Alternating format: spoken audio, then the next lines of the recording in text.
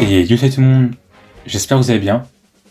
Aujourd'hui, on se retrouve pour une nouvelle vidéo concernant les UI, donc les User Interface, avec les GUI, donc Graphical User Interface. C'est un épisode d'introduction pour introduire les objets 2D.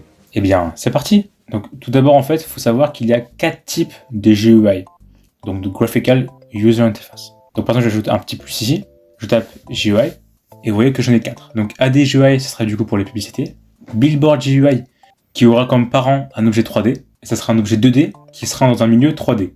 Un screen GUI, donc quant à lui, ça sera du coup un GUI sur l'écran, donc ça sera sur cet écran-là, donc des objets 2D qui seront sur l'écran ici. Et surface GUI, ça sera sur un objet 3D, alors généralement ça sera une part, qui sera en fait sur une des faces, donc une des surfaces de l'objet 3D. Donc nous, pour faire un épisode un peu introductif, on va voir spécialement les screen GUI. Donc nous, on va ajouter un screen GUI. Dans mon screen GUI ici, vous voyez que là, dans mon onglet UI, donc User Interface, vous voyez que ça me propose plusieurs choses. Quand je fais un petit plus, vous voyez que ça me propose tout ce qu'il y a ici, ce sont des choses 2D, donc des objets 2D, et donc des UI. Donc on verra dans des épisodes des cas plus précis entre chaque en fait UI. Je vais prendre une frame ici, et donc dès que j'ajoute une frame, ça me met au coin en haut à gauche. Bon, ok. Donc d'abord je cherche la position de la frame. Vous voyez que la position me met 0, 0. Ok, donc je descends, je vois XY. Je vois deux axes. XY, quand je cherche plus précisément, je vois Scale Offset. Ok, ça veut dire quoi? Donc vous voyez que j'ai deux types de valeurs, donc Scale et Offset. Alors la différence est quand même assez grande, c'est que c'est Scale, c'est plutôt pour une valeur adaptative par rapport à son parent. Donc le parent c'est Screen GUI, ici. Du coup, tout l'écran que j'ai ici. Donc Scale, en fait, ça va s'adapter selon l'espace de l'écran qu'il a. Donc, imaginons que je mets du coup 1 en X sur Scale.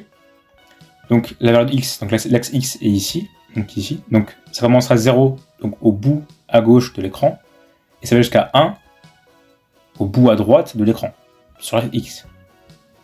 En valeur Scale, bien sûr. La valeur Offset, en fait, elle, c'est une valeur par rapport au nombre de pixels. Donc c'est bien de différencier ces deux valeurs-là. Pourquoi? Parce que imaginons que je fais un offset 1000 pixels sur une console par rapport à ma télé. Alors oui, je pourrais le voir. Par contre, imaginons que je joue sur mobile. Si ça fait la même taille, elle serait tellement énorme que je ne verrais plus tout le jeu. Donc c'est bien de différencier Scale et Offset. Donc là c'est 0, 0, donc forcément, du coup 0x, donc sur x, 0 c'est ici. Donc ça sera du coup sur cette zone-là. Et y, donc ici ça fait 0 en haut. Donc jusqu'en bas, au bout en bas, ça fait 1. Donc là 0, 0, donc forcément, ça va tout en haut à gauche. Et en fait, il y a une espèce de point auquel ça va se repérer. Donc c'est ce point-là ici, donc le Anchor Point. Donc quand je tape ici dans la propriété Anchor Point, voilà, ici donc dans les données donc Anchor Point, donc vous voyez que ça fait 0, 0. Alors ça fait 0, 0 par rapport à lui-même, donc frame. Donc 0 sur x par rapport à ça, donc c'est 0 c'est ici, et 0 y c'est en haut, donc c'est en haut ici. Donc du coup c'est par là, et c'est en haut ici, donc du coup 0, 0. Je peux le déplacer, hein. Imaginons que je mets 1 sur x, donc forcément ça va faire l'autre bout, ici, du coup forcément le point sera là. Donc là je vais vous montrer, hein. Je mets 1, et du coup le point sera 1. Et du coup donc la taille et la position va se référer par rapport à l'anchor point, qui est maintenant déplacé. Moi je vais remettre à 0 parce que j'ai l'habitude de mettre à 0, et généralement tout le monde va mettre à 0. Donc là on a vu un peu la valeur pour la position. Maintenant on va voir la size. Donc automatiquement j'ai 100 et 100 quand je mets la frame. Ok. Ah, je vois Scale et je vois Y. Ah ça doit être le même principe. Donc Scale pour une valeur adaptative par rapport à son parent, et Offset par rapport au nombre de pixels. Ok. Donc moi, ce que je fais, imagine que j'aimerais automatiquement le mettre en valeur de Scale, que je mets en valeur de Scale et que j'aimerais modifier moi-même. Ce que je fais, c'est que je mets 0 en X et Y et 0. Puis après, je recherche le Anchor Point, ou peu importe un autre point. Je maintiens mon clic gauche, et je commence à refaire ma taille que j'aurais aimé qu'il soit en Scale. Et automatiquement, ça va commencer à mettre les valeurs sur Scale. Donc vous voyez que ça fait 0,2. Ok, donc ça veut dire que ça fait à peu près 0,2 sur l'axe X. Donc en taille, ça fait 0,2 par rapport à l'axe X. Ok. Par contre, imagine que je mets 1 sur Scale. Vous voyez bien que je vois un peu le bout à droite, et je vois un peu aussi le bout à gauche. Donc ça fait 1 par rapport à l'écran.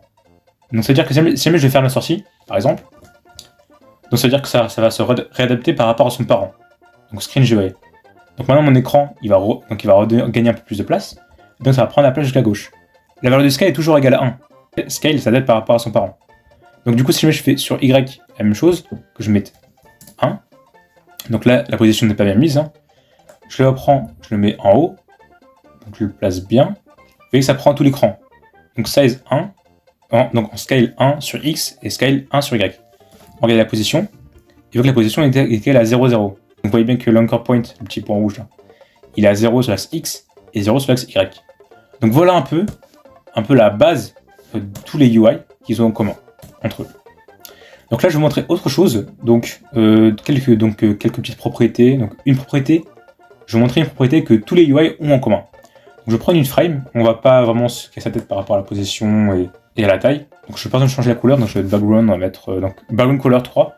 C'est une des propriétés qu'a la frame. Donc je vais changer la couleur, je vais mettre en bleu ou en violet, peu importe. Hein. Je vais faire une deuxième frame. Je vais la prendre.